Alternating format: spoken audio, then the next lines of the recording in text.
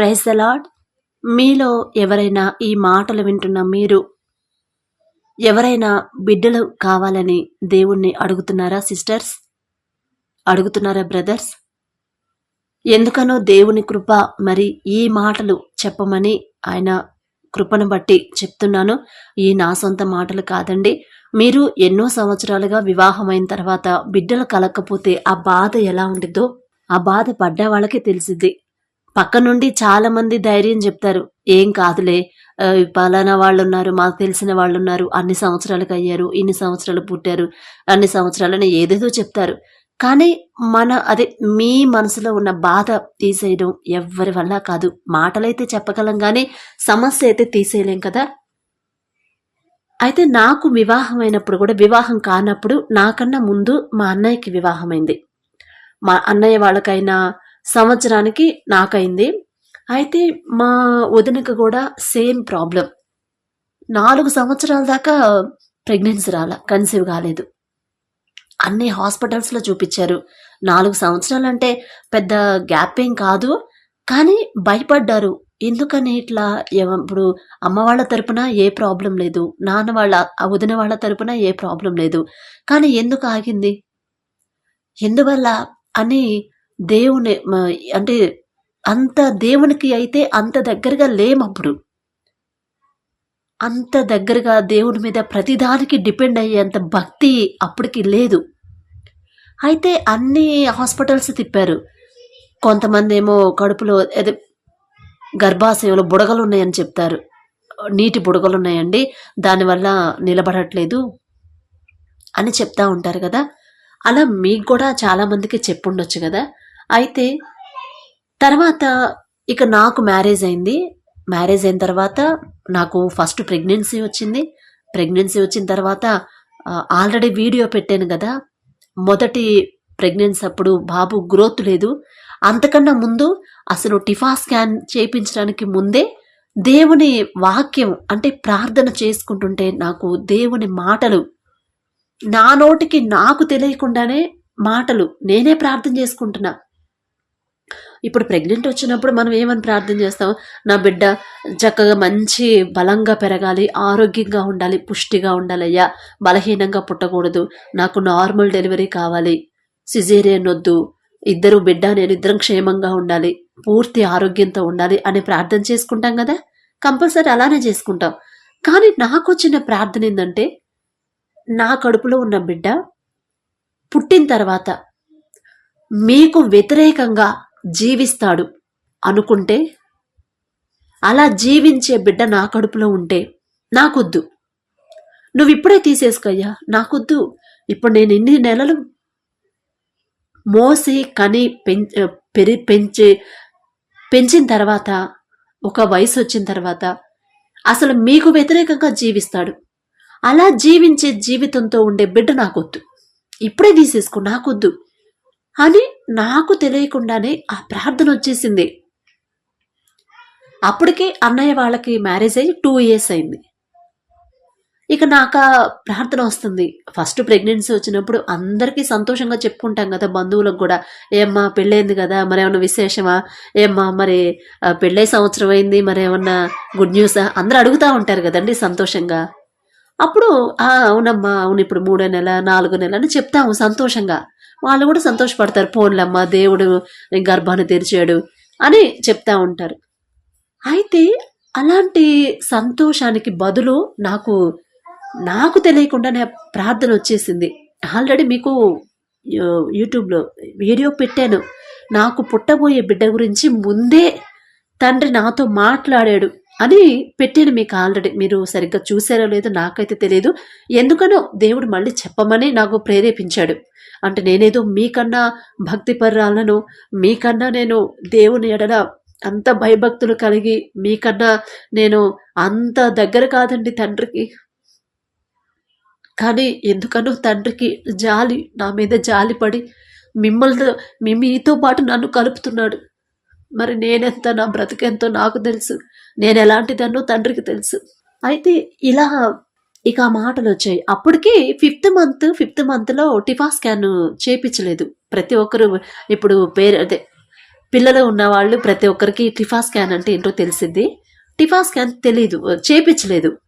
అది ఎందుకు చేపిస్తారంటే baby growth ఎలా ఉంది, అన్ని అవయవాలన్నీ సక్రమంగా ఉన్నాయా లేదా, అంత పర్ఫెక్ట్గా ఉందా లేదా అనేది ఆ టిఫా స్కాన్లో తెలిసిపోయిద్ది.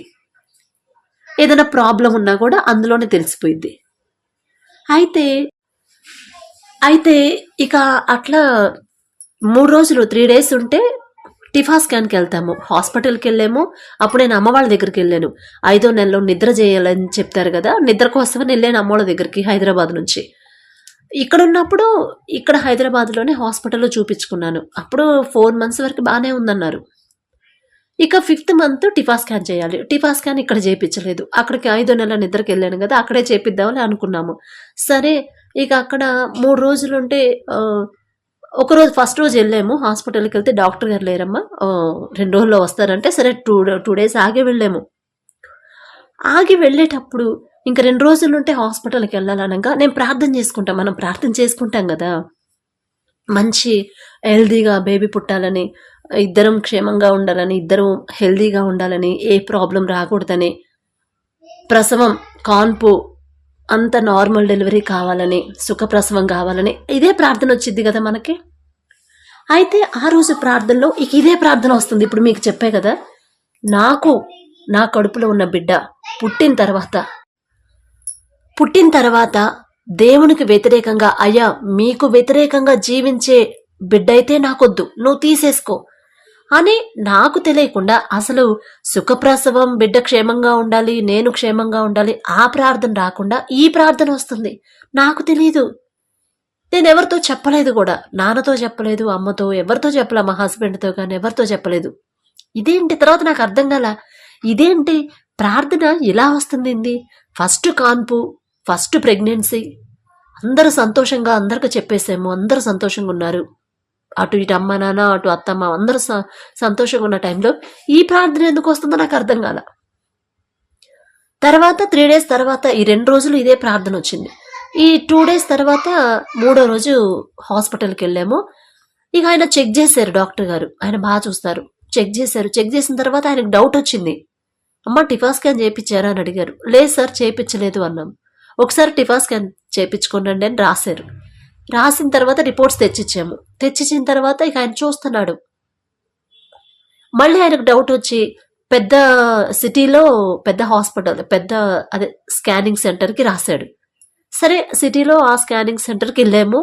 అక్కడ స్కానింగ్ తీపించుకొని వచ్చాము. వచ్చిన తర్వాత రిపోర్ట్స్ చూస్తే ఇక ఆయనకి వాళ్ళకి తెలిసిపోయింది కదా, అమ్మా బేబీ సరిగ్గా పెరగట్లేదు, గ్రోత్ లేదు, అన్ని అవయవాలన్నీ కిడ్నీలు కానీ ఏవి కూడా సరిగ్గా ఫామ్ అవ్వలేదు. కాబట్టి మీరు ఉంచుకున్న ప్రయోజనం లేదు. ఎందుకంటే మీరు 9 నెలలు అంతవరకు వెయిట్ చేసి డెలివరీ అయినా బేబీ పుట్టిన తర్వాత హెల్దీగా మాత్రం ఉండడు. కాబట్టి హెల్దీగా బేబీ ఉండదు. కాబట్టి మరి ఇప్పుడే కాస్త అబార్షన్ చేయించుకుంటే ఇద్దరు క్షేమంగా ఉంటారు అన్నట్టు చెప్పారు డాక్టర్ గారు. అప్పుడు నాకు అర్థమైంది, అసలు 2-3 రోజుల నుంచి హాస్పిటల్కి రాకముందే నాకు ఎందుకు ఈ ఆలోచన, ఎందుకు ఈ ప్రార్థన ఎందుకు వస్తుంది అని అప్పుడు నాకు ఆలోచన వచ్చింది. ఓహో, అంటే దేవుని కార్యం దేవుడు తీసుకోబోతున్నాడు ఆ బిడ్డని. అందుకనే నేను బాధపడకుండా ఉండాలని ముందు నుంచే నన్ను ప్రిపేర్ చేశాడు. నా నోటితో అనిపించాడు, నేనే చెప్పేలా, మీకు వ్యతిరేకంగా ఉండే బిడ్డ అయితే నాకొద్దయ్యా, నువ్వు తీసేసుకో, నాకొద్దు, నాకు దుఃఖం కూడా నాకొద్దు, మొదటి బిడ్డైనా అవసరం లేదు. ఇప్పుడు ఈ బాధ చిన్న బాధే ఉండిద్ది, రేపు పెరిగిన తర్వాత నాకు ఎంత బాధ, మీకు వ్యతిరేకంగా లోకంలో బ్రతికితే నాకు అంతకన్నా క్షోభ ఇంకోటి ఉండదు అని. అందుకనే దేవుడు నాతో మాట్లాడే, అంటే నేనేదో భక్తి పర్రాలను కాదండి, కానీ దేవుని దృష్టి ఎవరి మీద ఉండిద్దో, ఎవరితో ఎలా మాట్లాడతాడో తెలియదు కదా, అందుకనే ఆ ప్రార్థన వచ్చింది అని. ఇక అప్పుడు నేను ధైర్యంగా ఉన్నాను. ఉంచాడు తండ్రి, అది నా గొప్పతనం కాదు, ఆ ధైర్యం ఇచ్చాడు. ఎందుకంటే ముందు నుంచి నన్ను ప్రిపేర్ చేశాడు కదా మెంటల్గా. అట్లా నన్ను మెంటల్గా ప్రిపేర్ చేసి అప్పుడు అబార్షన్ అయిపోయింది. అయిపోయిన తర్వాత ఇక అందరికీ తెలిసింది, చుట్టాలు అందరూ ఏడుస్తున్నారు పాపం. అయ్యో ఏందా ఫస్ట్ ఇట్లా అయిపోయింది ఏందా అని తెగేడ్చారు. నాకైతే దుఃఖం లేదండి, నేనైతే ఏడవల. ఏదో అందరూ ఏడుస్తుంటే ఏడుపు వచ్చింది, కానీ మామూలుగా పర్సనల్గా అయితే నాకు దుఃఖమే లేదు అసలు. అప్పుడు మా అమ్మ కూడా ఏడ్చింది. మా అమ్మలు ఏడవడం సహజమే కదా సిస్టర్ అంటారేమో. మా అమ్మ అస్సలు ఏడవదు. ఎవ్వరు వాళ్ళ అమ్మ నాన్న చచ్చిపోయినా కూడా ఏడవల, వాళ్ళ అన్నయ్యలు చచ్చిపోయినా ఏడవదు. అంత గట్టిగా స్ట్రాంగ్గా ఉండిద్ది మనిషి. అలాంటిది నాకు అబార్షన్ అయిందనేసరికి ఏమేడ్చిందో. మా నాన్న ఆశ్చర్యపోయాడు. అసలు మీ అమ్మ ఏడ్చిందమ్మా, అది గొప్పతనం. అసలు ఎప్పుడు ఏడవదు. వాళ్ళ అమ్మోడు చచ్చిపోయినా ఏడవలా, వాళ్ళ అన్న పోయినా ఏడవలా, ఎవరు పోయినా ఏడవలేదు. నీకోసం ఏడ్చింది మీ అమ్మ అని చెప్పాడు. కానీ అందరూ దుఃఖపడ్డారు, కానీ నాకు దుఃఖం రాలేదండి. ఎందుకంటే దేవుడు ఆల్రెడీ మనతో చెప్పాడు. చెప్పినప్పుడు ఇక దుఃఖపడతావు ఎందుకు? ఇప్పుడు ఒక బిడ్డను తీసుకున్న తండ్రికి మళ్ళీ ఇంకో వేరే బిడ్డని ఇవ్వడం తెలుసు కదా, ఆ శక్తి ఆయనకే ఉంది కదా. అట్లా ఇదంతా జరిగేసరికి 3 years అయింది. అప్పటికే మా వదినికి బిడ్డలు లేరు, మా అన్నయ్యకి 4 సంవత్సరాలు అయింది. ఇక 3 years తర్వాత ఇక నాకు అబార్షన్ అయిన మళ్ళీ 1 yearకి మళ్ళీ కన్సీవ్ అయ్యాను. కన్సీవ్ అయిన తర్వాత నేను కన్సీవ్ అయిన అప్పటికి వదిన వాళ్ళకి 4వ సంవత్సరం వచ్చింది మ్యారేజ్ అయ్యి, 4 years. మళ్ళీ నాకు ఒక అబార్షన్ అయిపోయి, నా మ్యారేజ్ అయ్యి నాకు అబార్షన్ అయిపోయి, మళ్ళీ కన్సీవ్ అయిందాక వదిన గర్భాన్ని తెరవలేదు తండ్రి. అందరు భయపడ్డారు. ఎందుకో నాకు అర్థం కాల. ఎందుకని మా వదిన పెద్ద గొడవలకు వెళ్ళేది కాదు, చాలా నెమ్మదస్తురాలు, అమాయకంగా ఉండిద్ది. ఏం తెలియదు, మనం ఏది చెప్తే అదే సరే అనిద్ది, ఏది చెప్తే అదే నమ్మేసిద్ది. అలాంటి ఆమె గర్భాన్ని కూడా మూసేసాడు తండ్రి. నాకు అర్థం కాల. అన్నీ వాళ్ళ అమ్మోళ్ళు తీసుకెళ్ళి అన్ని టెస్టులు చేయించిన గర్భాన్ని తెరవలేదు తండ్రి. ఎప్పుడైతే నాకు అబార్షన్ అయిపోయి మళ్ళీ సంవత్సరానికి కన్సీవ్ అయ్యాను, కన్సీవ్ అయిన 3.5 monthsకి 3వ నెల, అప్పుడు 3వ నెల వచ్చి 3.5 నెలలో అప్పుడు ప్రెగ్నెంట్తో ఉండి, అప్పుడు మా వదిన గర్భాన్ని తెరిచాడు తండ్రి. అంటే దేవుని దృష్టిలో మనం ఒక స్పెషల్గా ఉంటే ఆ ఫస్ట్ ప్రిఫరెన్స్ అనేది మనకే ఇస్తాడు తండ్రి. అంటే మన ప్రవర్తన దేవునికి ఇష్టంగా ఉంటే మనల్ని హై లెవెల్లో ఉంచాలని, ముందుంచాలని ఆయన ఇష్టపడతాడని నాకు తర్వాత అర్థమైంది.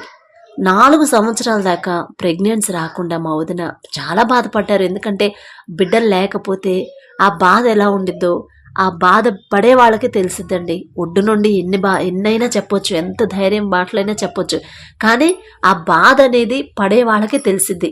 ఆ ప్లేస్లో ఉంటే ఆ బాధ అనేది అర్థమైద్ది. ఎప్పుడైతే నాకు మళ్ళీ కన్సీవ్ అయ్యి మళ్ళీ 3వ నెల వచ్చి 3 నెలల 15 రోజులు వచ్చిందో అప్పుడు మా వదిన ప్రెగ్నెన్సీ. అప్పుడు ఫస్ట్ డెలివరీ నాకే అయింది. అప్పుడు ఇద్దరికి, నాకు పాపే వదినకి పాపే.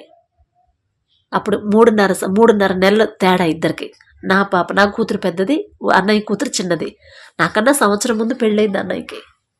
కానీ ఇది నా గొప్పతనం కాదండి, దేవుని కృప, దేవుని ప్రణాళిక ఎలా ఉండిద్ది అనేది. ఇప్పుడు మన ప్రవర్తన యెహోవాకు ఇష్టంగా ఉంటే తండ్రి చేసే కార్యాలు ఎంత అద్భుతంగా ఉంటాయంటే నాకు అప్పుడు అర్థం కాలేదు. ఎందుకని మా వదిన చాలా అమాయకురాలు, ప్రార్థన చేయమంటే చేసిద్ది, లేకపోతే మామూలుగా ఉండిద్ది. ఎవరినన్నా గబక్కన మాట అంటాం కానీ అది చేయదు, సైలెంట్గానే ఉండిద్ది. అలాంటి ఆమెకు కూడా గర్భాన్ని మూసేసాడు. ఎందుకు అంటే ఆమె కన్నా నా మీద తండ్రికి మరి ఎందుకనో అంత ప్రేమ అనిపించింది. నాకైతే అర్హత లేదండి, మా వదినంత మంచిదాన్ని కూడా నేను కాదు, కానీ తండ్రి కృప. ఇప్పుడు మళ్ళీ తర్వాత ఫస్ట్ పాప అయిపోయిన తర్వాత ఫస్ట్ ప్రెగ్నెన్సీ మా వదినకి వచ్చింది. మా వదినకి వచ్చిన 1.5 monthకి నాకు వచ్చింది. అసలు తండ్రి ఆలోచన, ఆయన కార్యాలు ఎలా ఉంటాయో చూడండి. ఆ తర్వాత కొడుకు, ఇద్దరికి కొడుకులే. వదినకి కొడుకు పుట్టాడు, నాకు కొడుకునిచ్చాడు తండ్రి. కొడుకు విషయంలో కూడా నేను ఇబ్బంది పడ్డానని చెప్పాను కదా. కొడుకు విషయంలో కూడా టెన్షన్ పడ్డాను. ఫస్ట్ బాబు అయితే బాగుండిద్ది అనుకుంటాం కదా జనరల్గా. అయితే బాగుండు. కానీ దేవుణ్ణి ఈ ఇది ఎవరికి చెప్పుకోలేము. పాస్టర్ గారికి చెప్పామంటే, "ఏమ్మా బిడ్డలు లేక అసలు ఎంతమంది బాధపడుతున్నారు. నీకు దేవుడు కృప వల్ల గర్భాన్ని తెరిచాడు. గర్భఫలాన్ని ఇవ్వబోతున్నాడు. కొడుకైతేనేమో కూతురైతేనేమమ్మా సంతోషంగా స్వీకరించక" అంటారు జనరల్‌గా. కానీ మనం ఎవరికి చెప్పుకోలేం. కానీ తండ్రికి తెలుసు గదా మన మనసులో ఉన్న ఆశ. తండ్రి విన్నాడు. నా ప్రార్థన సరిపోలేదప్పుడు. నమ్మకం అయితే ఉంది గానీ, అంత నమ్మకం కలగట్లా ఇక. ఎందుకంటే తగ్గిపోయా ప్రార్థనలో అప్పుడు. అప్పుడు మా చిన్నమ్మకి అదే ఉపవాస ప్రార్థన చేపిచ్చి, ఆమెకి దర్శనం చూపిచ్చి, నాకు మళ్ళీ బాబునిచ్చాడని చెప్పాను గదా! ఆల్రెడీ వీడియో పెట్టాను గదా! అలా ఉంటాయండి మన తండ్రి కార్యాలు. ఒకవేళ బిడ్డలు లేవని మీరు బాధపడుతున్నారేమో. అన్ని చోట్ల ఎన్ని టెస్ట్‌లు చేపిచ్చినా గూడా దేవుని కృప అంటే ఆయన ఒక టైం పెడతాడు. ఆ టైం వచ్చిందాక మనం వెయిట్ చేయాలి. ఎన్ని హాస్పిటల్స్ తిరిగినా బిడ్డలు గర్భఫలం రావట్లేదు. మనం ఎంత ప్రార్థన చేసినా, ఎంతమందితో ప్రార్థన చేపించుకున్నా, ఎన్ని ఉపవాసాలున్నా కూడా నా గర్భాన్ని తెరవట్లేదు తండ్రి అని బాధపడతా ఉన్నారేమో. ఒకవేళ మీలో ఈ మాటలు వింటున్న మీరు బాధపడకండి. దేవుడు చేసే కార్యాలు చాలా గొప్పగా ఉంటాయండి. మీరు వెయిట్ చేయాలి. ఆ వెయిట్ ఎదురు చూసే ఓపిక సహనం మాకివ్వండి అయ్యా. మేము ఓపికతో ఉండలేకపోతున్నాం, మనుషులం కదా. కానీ అందరూ ఇట్లా మాటలు అంటున్నారు. చాలా బాధగా ఉంది. కానీ మేము ఏదన్నా తెలియక తప్పు చేస్తుంటే చేసే ఉంటాము, తెలియక కాదు. చాలా తప్పులు, చాలా పాపాలు మీకు వ్యతిరేకంగా మేము ప్రవర్తించుంటాము. అందుకనే మేము ఈ పరిస్థితిలో ఉన్నాం అని ఒక్క ప్రార్థన మీరు చేసుకోండి. ఎన్ని హాస్పిటల్స్, ఎన్ని టెస్టులు చేసినా దేవుడి నుంచి రానిదే అది జరగదండి. అది గర్భఫలం యెహోవా ఇచ్చు బహుమానం కదా. ఆయన నుండి బహుమానం వచ్చేదాకా మనం వెయిట్ చేయాలి. ఎన్ని సంవత్సరాలైనా కానివ్వండి. శారమ్మకి ఏ వయసులో గర్భాన్ని తెరిచాడు? అంటే సిస్టర్ ఆమెతో పోల్చుకునే అర్హత మనకుందా? మనం అంత గొప్పవాళ్ళం కాదు కదా సిస్టర్ అంటారేమో. ఆమెను ఎంతైతే ప్రేమించాడో మనల్ని కూడా అదే ప్రేమ, అంతే ప్రేమతో ప్రేమిస్తున్నాడు సిస్టర్. లేకపోతే నా కడుపులో ఉన్న బిడ్డ గురించి ముందు మనతో ఎందుకు మాట్లాడతాడు? నేను డిగ్రీలో ఉన్నప్పుడు కూడా కాలేజ్కి వెళ్ళొస్తూ ఉండేదాన్ని కదా, చర్చికి. అంటే ఎవరితో మగపిల్లలతో మాట్లాడతాం కానీ కనీసం పక్కకు తిరిగి చూడడం కూడా చూడడం. అట్లా మా నాన్న అస్సలు ఊరుకోడు. ఆ విషయంలో చాలా స్ట్రిక్ట్గా ఉంటాడు. కనీసం ఈ వంకర చూపులు చూడడం కానీ అలాంటి చూపులు కూడా చూడనివ్వడు. చాలా జాగ్రత్తగా పెంచాడు. అయితే అది అందరికీ తెలిసిద్ది కదా ఎవరు ఎలాంటి వాళ్ళు అనేది. అబ్జర్వ్ చేస్తూ ఉంటారు కదా మన చుట్టుపక్కల వాళ్ళు. మా వదినకి వేరే వదినకి ఆమెకి పెళ్ళయి 10 సంవత్సరాలు అయింది. 10 years అయింది మ్యారేజ్ అయ్యి. పిల్లలు కలగట్లా.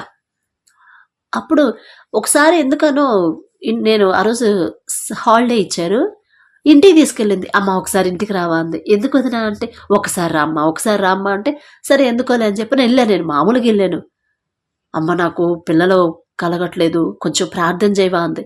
వదినా నేనెంత, నా ప్రార్థన ఎంత, నేనెంత భక్తి పరురాలని. పెద్ద పెద్ద పాస్టర్లు ఉన్నారు మన వీధిలో, మంచి మంచి పాస్టర్లు ఉన్నారు, వాళ్ళతో ప్రార్థన చేయించుకో వదినా, దేవుడు గర్భాన్ని తెరుస్తాడు. అసలు నేనెంత వదినా, నా ప్రార్థన ఎంత అంటే, మరి ఆమెకి ఏమనిపించిందో ఏమో కానీ ఇంటికి తీసుకెళ్ళి ప్రార్థన చేయించుకుంది. నేను కూడా చేశాను. నేనేదో పెద్ద భక్తి పరురాలు, ఎందుకంటే అసలు నా ప్రార్థన వినడా, నేను ఎంత జాగ్రత్తగా ఉన్నా ఏదో ఒక విషయంలో నేను దేవునికి వ్యతిరేకంగా చేసే ఉంటాను అనే ఆలోచన అప్పటి నుంచే తండ్రి ఏర్పాటు చేశారండి. అని ఆమె ప్రార్థన చేయించుకుంది. చేయించుకున్న తర్వాత నేను ప్రార్థన చేసి, ఏదో అప్పుడు అంత ప్రార్థన కూడా నాకు రాదండి. ఏదో 2 మాటలే ప్రార్థన, నాకు తెలిసిన ప్రార్థన చేశాను, వెళ్ళిపోయాను. నా డిగ్రీ అయిపోయేసరికి ఆ వదినకి 2 ఆడపిల్లలు పుట్టారు. అసలు నాకు అర్థం కాలేదు. నేనెంత, నా భక్తి ఎంత, నా ప్రార్థన ఎంత. ప్రార్థన చేస్తే తండ్రి గర్భాన్ని తెరిచాడంటే మన ద్వారా కూడా ఆయనకి ఇష్టంగా మనం జీవిస్తే మన ద్వారా మనకు తెలియకుండానే అద్భుత కార్యాలు చేస్తాడండి, జరిగిస్తాడు తండ్రి. చాలా నాకు ఈ తర్వాత నాకు అర్థమైంది. వదినకి అప్పుడు పిల్లలు లేరు కదా, 2 పిల్లలు ఎలా పుట్టారా అని ఆలోచిస్తే అప్పుడు నాకు గుర్తొచ్చిందంటే తండ్రి గుర్తు చేశాడు. వెళ్ళి ఒక్కసారి నేను ప్రార్థన చేసి వచ్చి, అంటే నేను చేస్తే ఆమె గర్భాన్ని తెరిచాడు తండ్రి అని నేను చెప్పను. మన ద్వారా కూడా అద్భుత కార్యాలు చేయించుకుంటాడు తండ్రి. చక్కగా ప్రెగ్నెన్సీ వచ్చింది, ఆడపిల్ల పుట్టింది ఫస్ట్, మళ్ళీ ప్రెగ్నెన్సీ, మళ్ళీ ఆడపిల్లనే ఇచ్చాడు. దేవుడి చిత్తం కదా. అయితే ఆ వదిన అంత ప్రేయర్ఫుల్ అయితే కాదు, తక్కువ. ప్రార్థనకి చర్చికి వెళ్ళరు, ఎక్కడైనా ప్రార్థన జరుగుతున్నా ఇష్టమైతే వెళ్తారు, తక్కువ. కానీ వాళ్ళ ఆశ చూడండి, అమ్మా నువ్వు వచ్చి చేస్తే నాకు తండ్రి నా గర్భాన్ని తెరుస్తాడు, గర్భఫలాన్ని ఇస్తాడని వాళ్ళు నమ్మారు. అంటే నేను వస్తానని కాదు, దేవుడు తెరుస్తాడని. కాబట్టి మన ప్రవర్తనను బట్టి కూడా ఎదుటి వాళ్ళు మనకి ఆహ్వానిస్తారండి. మనమేదో భక్తి పరులమో పెద్ద పెద్ద పాస్టర్లమో కానక్కర్లా, మామూలు మనుషులమే. ఇప్పుడు కాలేజీకి వెళ్ళేదని నాకు తెలిస్తే, నాకు తెలిసి తెలియని భక్తి అప్పుడు అంత ఎక్కువ దేవుడికి దగ్గర అవ్వలేదు. అయినా సరే ప్రార్థన చేసే అవకాశం ఇచ్చి ఆ ప్రార్థన ద్వారా వదిన గర్భాన్ని తెరిచాడు. అంటే ఇప్పుడు మీరు చెప్తారేమో, సిస్టర్ మరి మా గర్భాలను కూడా తెరవాలని మీరు ప్రార్థన చేయండి అని. నేనంత భక్తి బర్రాలు కాదు సిస్టర్, ఎందుకంటే ఆ బాధలో మీరున్నారు కాబట్టి మీరు భారంగా చేయండి, నేను చేస్తాను. కానీ నాకన్నా కూడా మీ భారమైన ప్రార్థనే ఇంపార్టెంట్. మీరు చేయండి ప్రార్థన. హన్నాకి గర్భఫలాన్ని ఇచ్చాడు తండ్రి. మొదట దుఃఖాన్ని తీసేసాడు కదా. పాపం ఎంత ఏడ్చిందో, ఎందుకంటే ఆ ప్లేస్లో ఉంటేనే ఆ బాధ అనేది తెలిసిద్ది.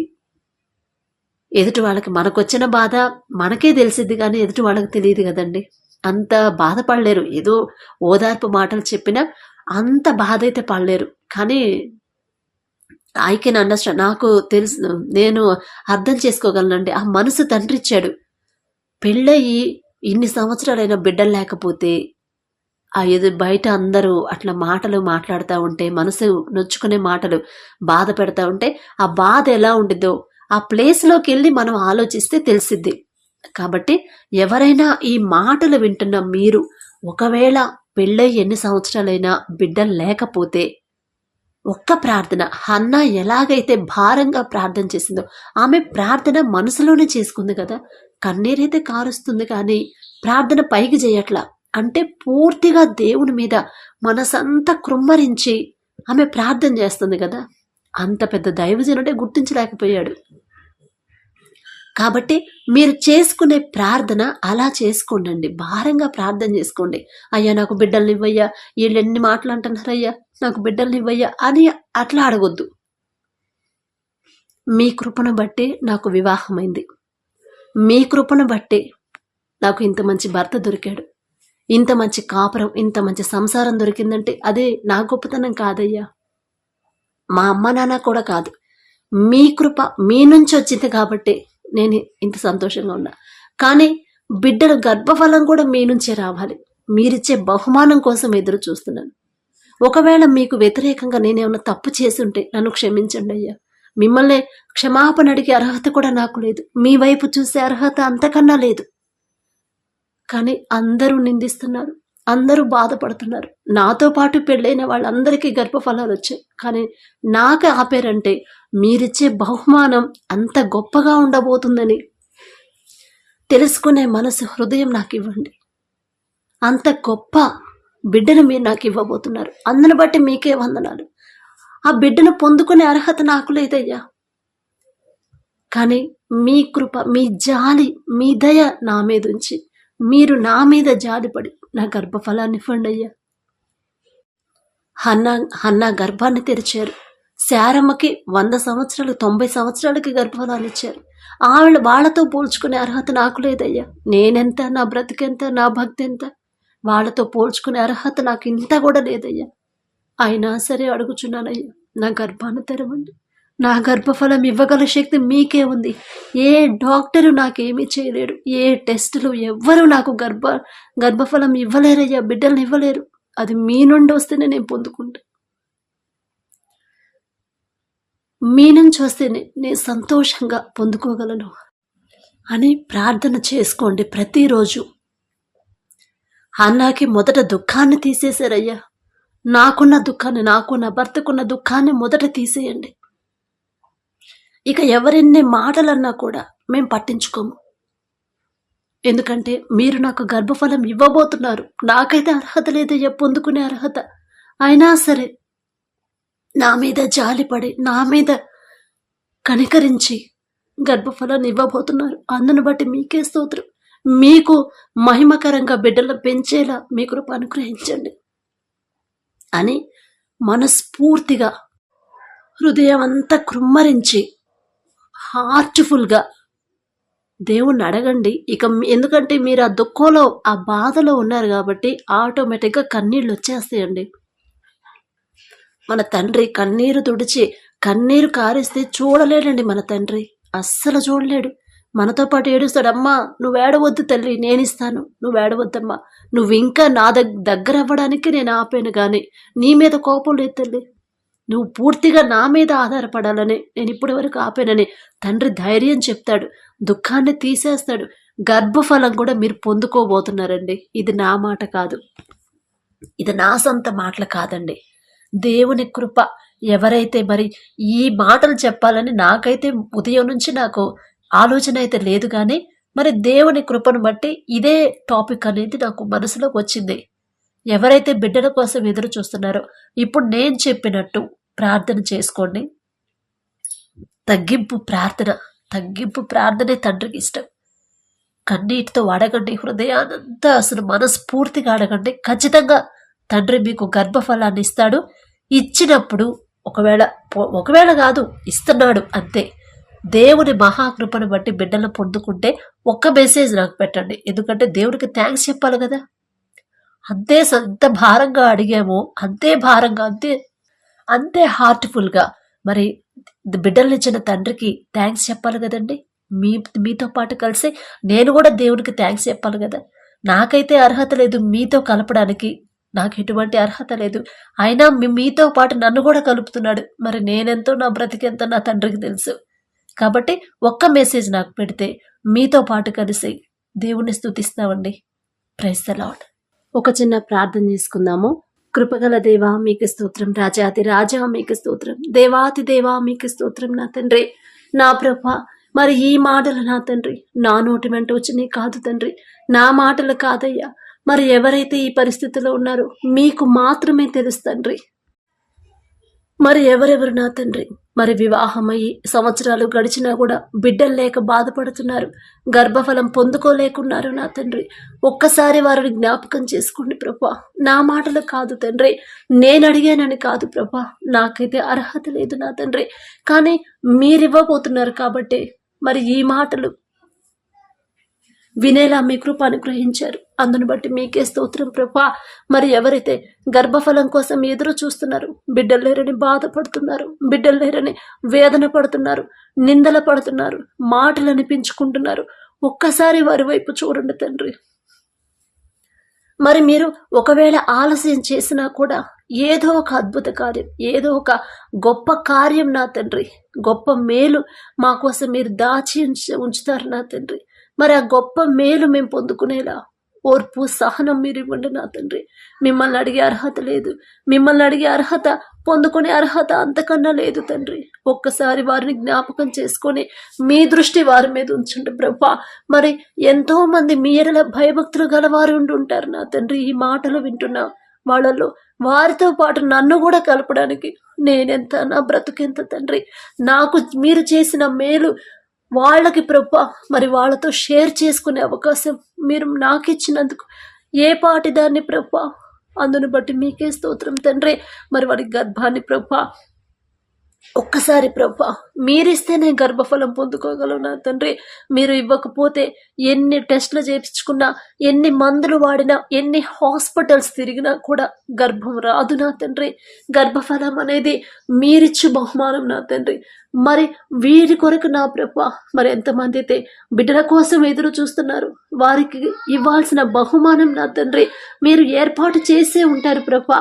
అంత గొప్ప బహుమానం పొందుకోవాలంటే మరి ఆ అర్హత మాకు వచ్చేదాకా మీరు వెయిట్ చేస్తున్నారేమో నా తండ్రి. అది ఆ అర్హత మాకు రావడానికే నా తండ్రి మీరు వెయిట్ చేస్తున్నారేమో. ఆ గొప్ప బహుమానం నా తండ్రి మేము పొందుకోవాలంటే మరి దానికి తగ్గ అర్హత మాకు ఉండాలి కదా ప్రభా.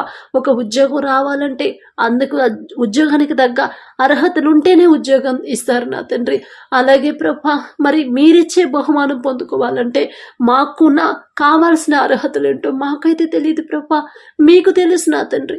ఒకవేళ రోజు మరి బిడ్డలు చేసుకునే ప్రార్థన సరిపోవట్లేదేమో తండ్రి, భారంగా ప్రార్థించట్లేదేమో, భారంగా అడగట్లేదేమో నా తండ్రి. ఒకవేళ పైన అడుగుతున్నారేమో, ఒక్కసారి జ్ఞాపకం చేసుకోండి ప్రభా. వారి తరపున నేను అడుగుతున్నాను తండ్రి. నేనేదో వారికన్నా గొప్పదానని కాదు తండ్రి, కానీ మా మీద జాలిపడి ప్రభా బిడ్డలు లేకపోతే ఆ బాధ ఎలా ఉండిద్దో నా తండ్రి. బైబిల్లోనే ఎంతో మందిని ప్రభా మీరు మాకు చూపించారు. అన్న ఎంత దుఃఖంతో ఉందో నా తండ్రి. మరి ఆమె గర్భాన్ని మొదట దుఃఖాన్ని తీసివేశారు ప్రభా. మరి ఈ మాటలు వింటున్న వాళ్ళలో ఎంతమంది అయితే దుఃఖంతో ఉన్నారు, మొదట వారి దుఃఖాన్ని తీసివేసిన తండ్రి, తర్వాత ధైర్యాన్ని ఇవ్వండి ప్రభా.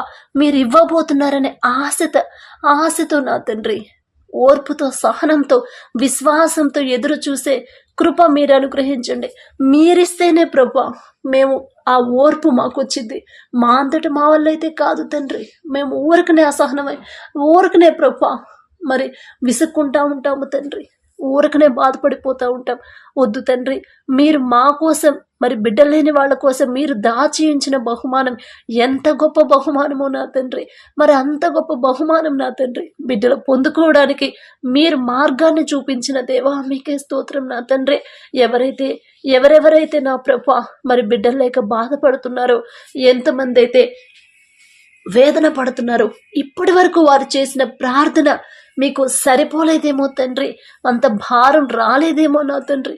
వారి తరపున మేము కూడా అడుగుతున్నాం ప్రభా. మేమేదో గొప్పవారు అని కాదు తండ్రి, అయినా సరే ప్రభా మరి అడుగుడి మీకు ఇవ్వబడును అన్నారు నా తండ్రి. ఆ గొప్ప బహుమానం బిడ్డలకి ఇచ్చినందుకు మీకే కృతజ్ఞతాస్థుతులు చెల్లించుకుంటున్నా తండ్రి. మరి ఇచ్చిన తర్వాత కూడా అంతే భారంగా, హార్ట్ఫుల్గా మీకు థ్యాంక్స్ చెప్పే, మీకు కృతజ్ఞత చెప్పే హృదయాన్ని మాకు బిడ్డలందరికీ అనుగ్రహించమని యేసు నామములో అడుగుచున్నాము తండ్రి. ఆమేన్.